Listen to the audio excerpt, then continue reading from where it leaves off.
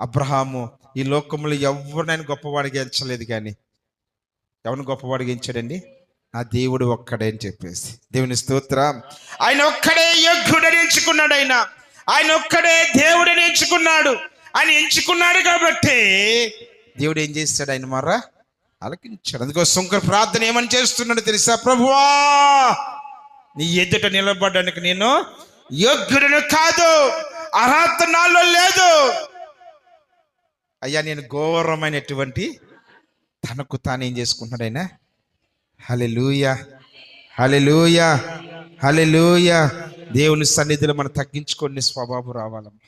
అమ్మా, నువ్వు ఎంత గొప్పదానం అయినా అవ్వచ్చు, పెద్ద మాటకారు అవ్వచ్చు, లేకపోతే నువ్వు అందరికంటే మంచి ఉన్నత స్థితిలో నువ్వు ఉండొచ్చు, కానీ నీకు ఆ స్థితిని ఇచ్చేది నా దేవుడు, ఆ యోగ్యత నీకు ఇచ్చేది నా దేవుడు, నేను దీవించేది నా దేవుడు.